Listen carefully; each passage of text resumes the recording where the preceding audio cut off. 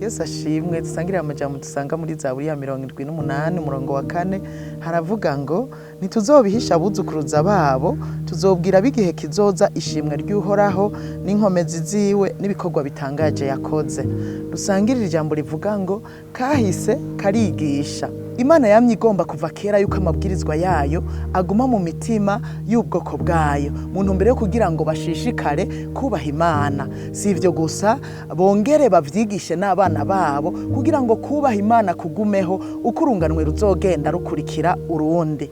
Imana yarabwiye Abisirayeli mu gusubira mu Vyagezwe igice ca 6 umurongo wa 6 n'uw'indwi, arababwira ngo aya mabwirizwa mbagera uyu munsi azahore mu mitima yanyu, muze mugire umwete wo kuyigisha abana banyu iyo muri mu mazu yanyu, iyo muri mu kayira mugenda, iyo muvyutse canke iyo mugiye kuryama. Murumva ko Imana igomba ko twigisha abana bacu. Bene data, kwigisha abana bacu ijambo ry'Imana si ivyo duhitamwo, ariko ni itegeko ry'Imana kugira ngo kubaha Imana kugumeho, uko urunganwe ruzogenda rukurikira urundi. Si ivyo gusa, tubabwire na kahise ivy'Imana yakoze, yakoreye ubugingo bwacu, yakoreye igihugu cacu, kugira abana bakure bazi yuko Imana iriho kandi irakora. Tubashingira n'intahe cyane cyane kuko hari ivy'Imana yakoze ku bugingo bwacu na n'uyu munsi ikabiri kirakora. Hari abavyeyi Imana ikorera ibikomeye nibicarika abana ngo babashingira intahe, basubiremwo kahise. Nagenda kubwire ngo kahise karigisha,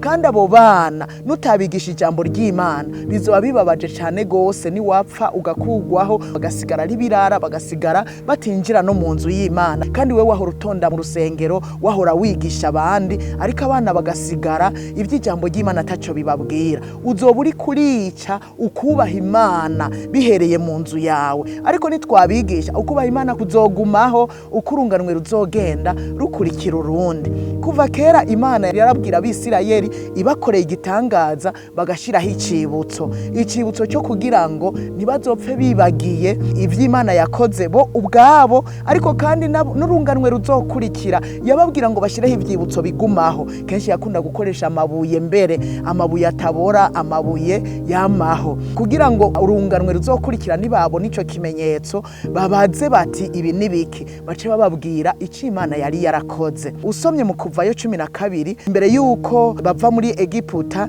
yarababwiye ngo babage umwagazi wa Pasika. Ku murongo wa 26 arababwira ngo nimwamara gushika mu gihugu Uhoraho azobaha nkuko yasezeranye, muze mwame mwitondera uyu muhango, wari uwo muhango wa Pasika.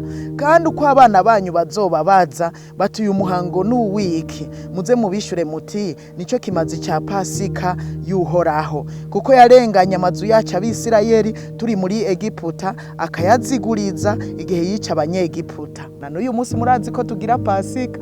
Abana banyu bakwiye kumenya impamvu twama tugira Pasika, nuko Imana yarenganye ubwoko bw'Imana igihe yarije kurandura abansi bayo.